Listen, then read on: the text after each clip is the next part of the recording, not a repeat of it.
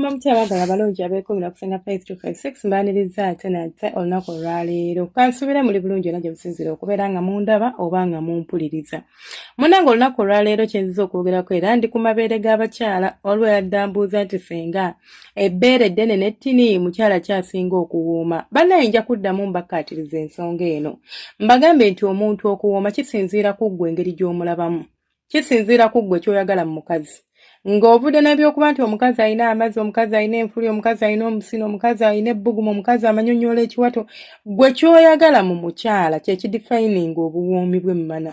nti gw'oba omukazi olina qualities z'omwagalamu n'omusanga ne qualities ezo gw'aba agenda kuwoomera kubanga byebyo by'omwagala ate n'ekirala omusanze omukirago gumutuuka nti emmana ye bw'ogiyingira wenna omufiiringa omuwulira tomunoonya bunoonyi nti eno n'eri ekyamabeere gano eno wenabadde ng'ogerako jjo nabadde ngulupinze wamu oba nandi njogera ku ebyo abasajja bye beegomba oba bye baagala ku mabeere g'abakyala lwaki abasajja baagala nnyo amabeere nga bali mu kwezina ne mbabuulira kye bagaagaza but saagambye nti omukazi alina amabeere amanene gokka yawooma osanga omukyala ng'alina otubeere tutini naye ggwe kasitoto toyagala kasito oba ng'osobola omukwata ng'omuva emabega n'omukaapi nga kimala liri bbeere bubeezi si just bbeere teririna kye lirimu nti si mmana si kibbeere bubeezi bbeere simanyi lwaki muli wannyo amakulu ne libamalako emirembe ne mwemalako emirembe kiringa argument eri wakati w'enfuli n'atalina nfuli enfuli zikuyambako oku enhancing obwagazi bw'omukyala there is no guarantee nti omukazi kuba alina enfuli mbw alina amazzi mu mmana naye ate omukazi waba n'enfuli n'omustimulating oba n'omweweta ku nfuli ezo bulungi asobola okuba nga emmana etoba era ng'ayongera amazzi mu mmana kati bwe guli ne ku mukazi omulala yenna bwe guli ne ku mabeere omukyala waba alina amabeere amanene Iggwe kennyini agakwatako gakunyumira okukwatako kubanga gwe ogakwatako ate gwe gw'oyagala ekyo gisimbako nnyo essira gw'oyagala kati waliwo omusajja ng'ate yabbeere eddene it's a turn off for him bw'olijja mu kaleega ne liyiika bwe riti ligenda munyiiza bunyiiza nga terimukolera kati ekyo nakyo weekiri so it depends and it varies from one person to another byenjagala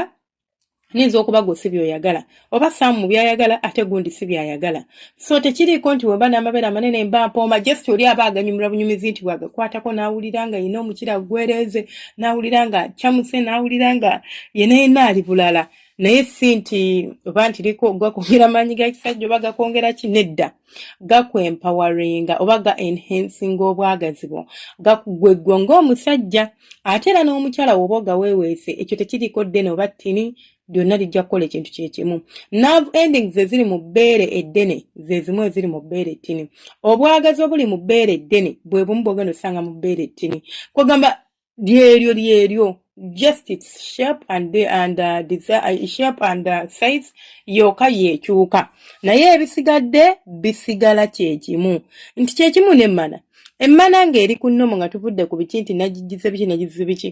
ng'ovudde ku kyokuba nti nno nti mpanvu nnene ngazi eri biki ebigirimu byebyo nti olinamu akabojjambolo naye alinamu akabojjambolo olinamu akawompo k'emmana naye alinamu akawompo k'emmana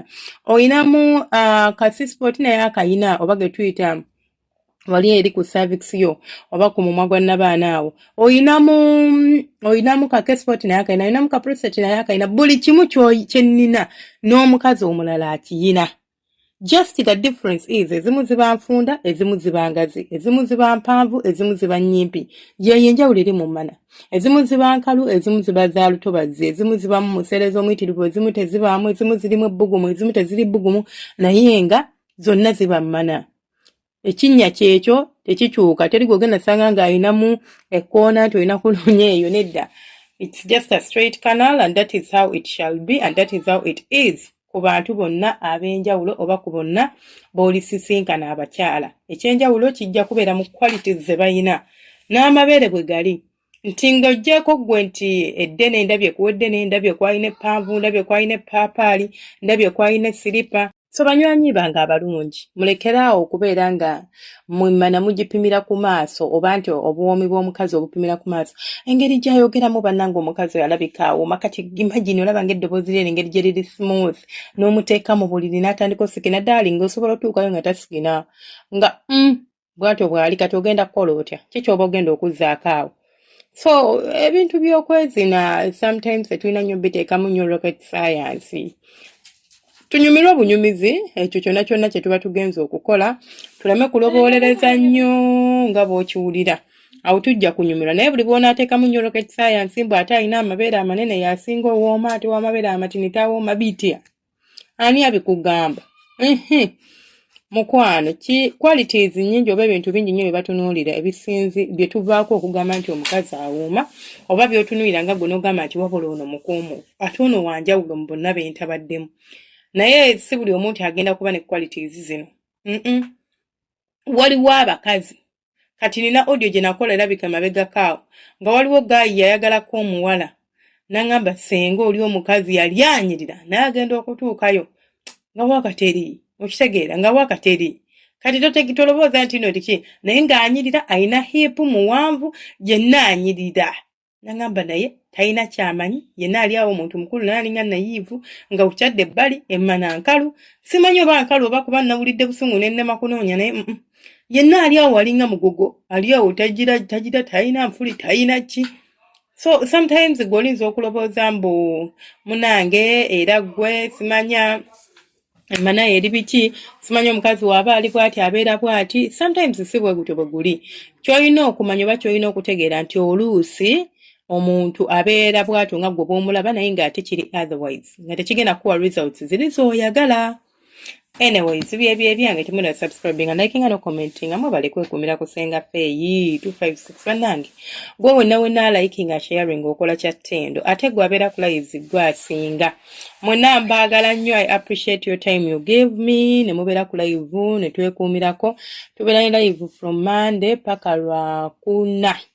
Ku makya ssaawa 2 ez'e Uganda, ku 7 ogw'emisana n'ekiro buli lunaku okuva Monday paka Monday. Oba okuva Monday paka Sunday. Buli kiro ssaawa ziba 2 oba 3 ez'e Uganda tuba tutandika live yaffe oba stream yaffe. Tulina TikTok account eri Manyagasenga Face 256 osobola okuyitirayo n'otuwaka follow. Ne tubeera ne Facebook account era eri Manyagasenga Face 256 but eri awo teri nnyo active but inshallah tujja kuddamu okugiactivatinga very soon. So naawe ng'osobola tujja ku Facebook oba osobola okutusanga ku Facebook. Byebyo byange nsigadde nze Senga Feeyi, temujjanga okwo temwerabira ku subscribinga ku likinga no commentinga. Omukama abanjagalire ate era abankuumire.